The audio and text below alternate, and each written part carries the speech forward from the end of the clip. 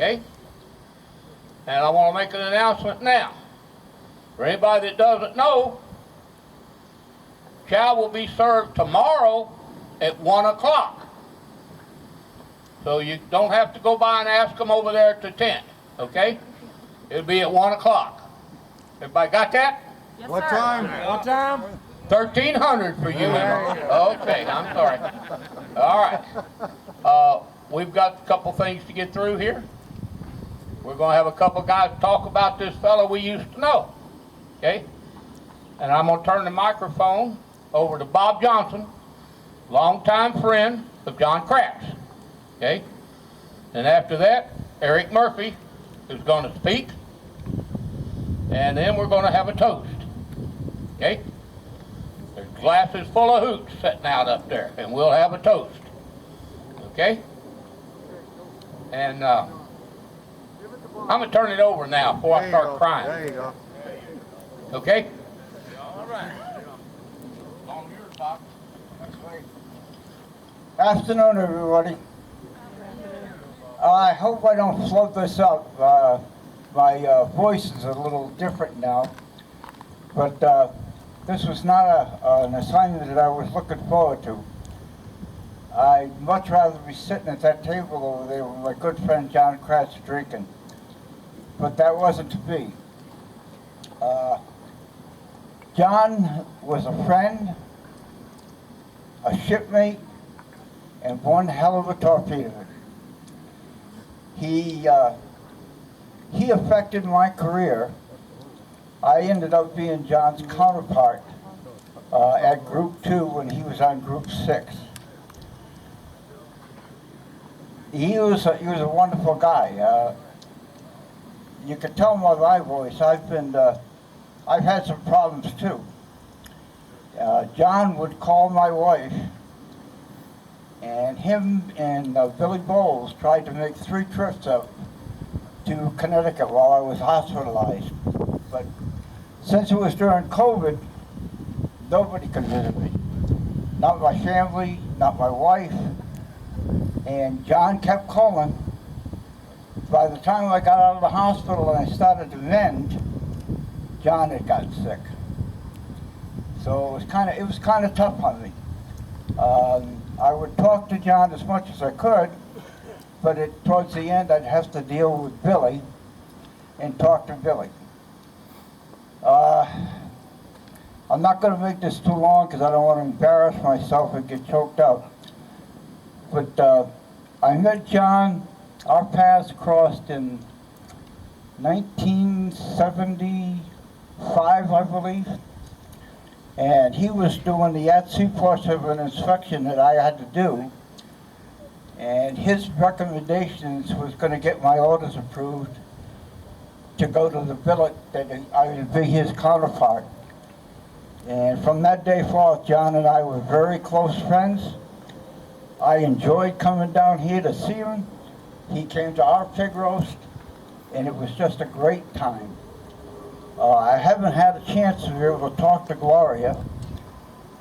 This will be the first time, and I'm happy to see you, Gloria. I really, really am. I got something I'd like to present to Gloria and her family, and this is on behalf of all of John's shipmates and his friends. Gloria, would you and your family come up, or would you rather have me go over there? I can do that. Unfortunately, I have to let Buddha hold the mic, though. I won't say anything else.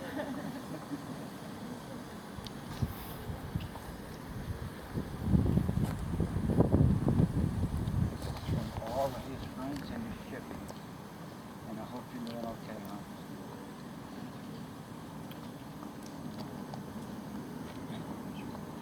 Bob Johnson.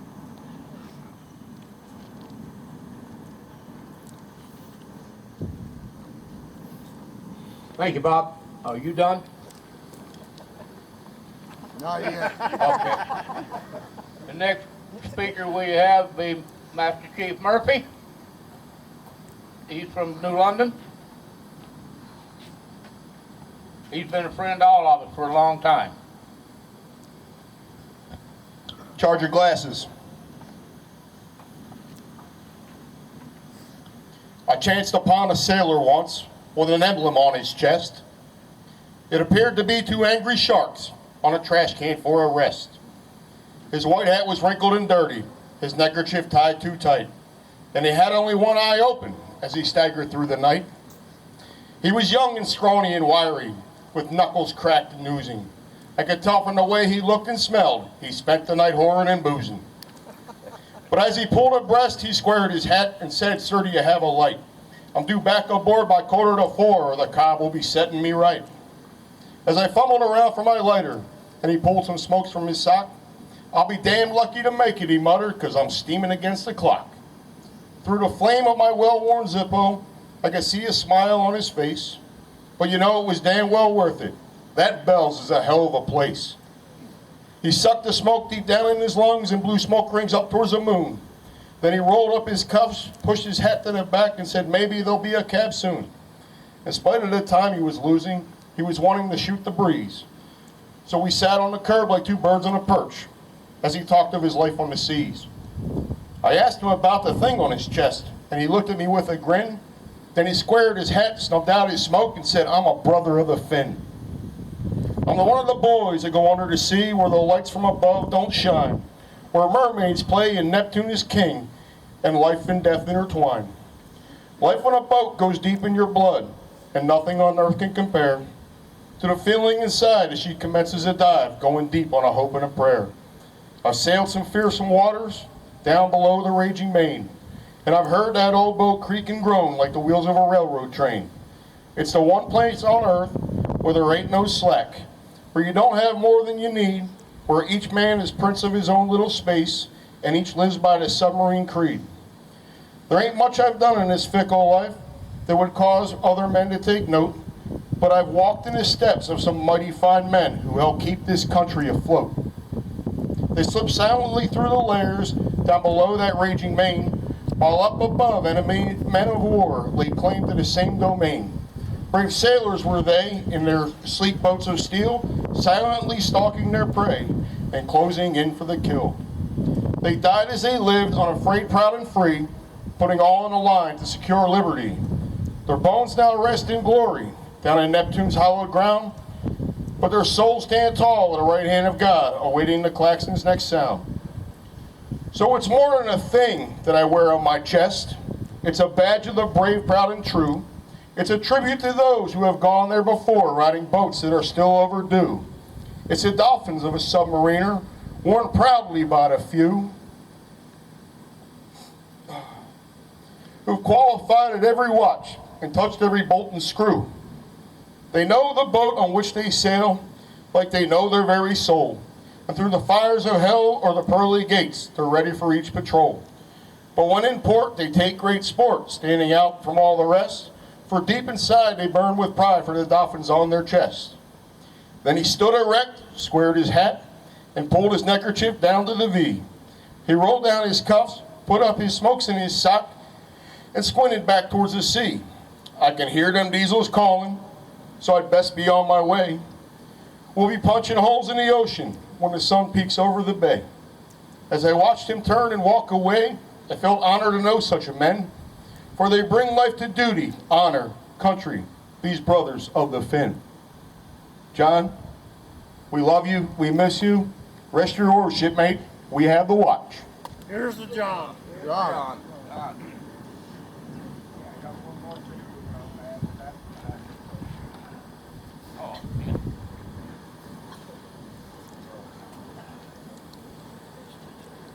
One more quick thing I'd like to say about my friend John.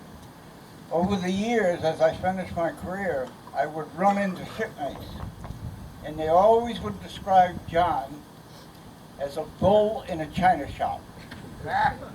I can assure you he was a bull, but he'd never been in a china shop. I'll have to reiterate on that just a bit. We had a little problem down here in the restaurant. A bunch of us in there drinking after work. There was a couple of fellas who were going to beat my ass. And if you've never seen John Kratz in the parking lot with a goddamn boat paddle, slapping people all around you never see nothing. Okay? Anyway, that kind of concludes the ceremony to a degree. Ray Sparks? You got the stuff? I think there's things in here, right? Chris Newman, front and center.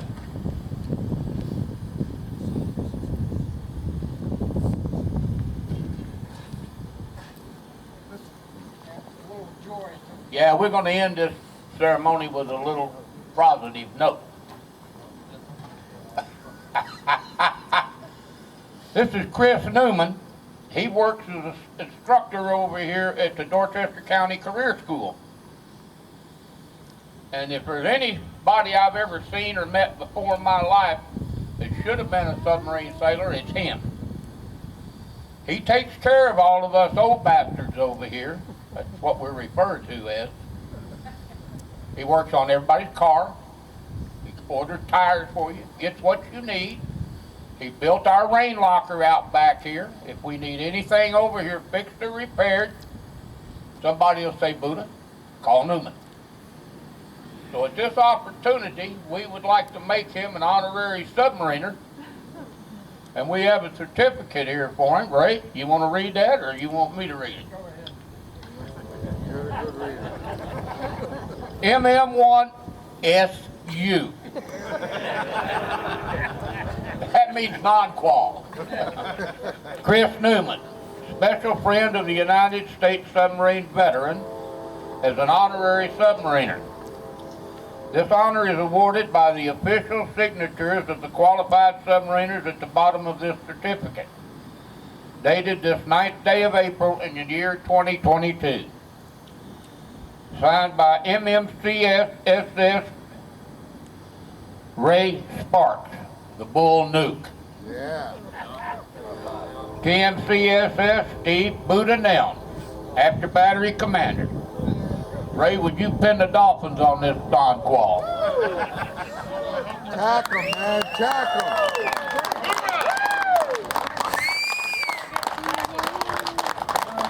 No, we ain't gonna tack him tonight.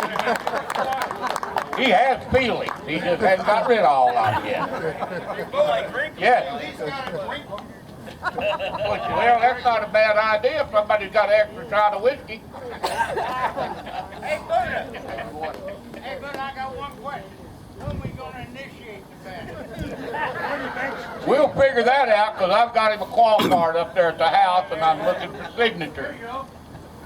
Submarines once! Submarines twice! Holy jumping Jesus Christ!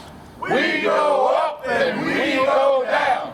We don't even fuck around! Ooga! Ooga! Dive! Dive! Dive! That shit, back shit, dirty old twat! 69 douchebags tied in a knot! Cocksucker motherfucker, gobble gobble chew! We're submariners! Who the fuck are you?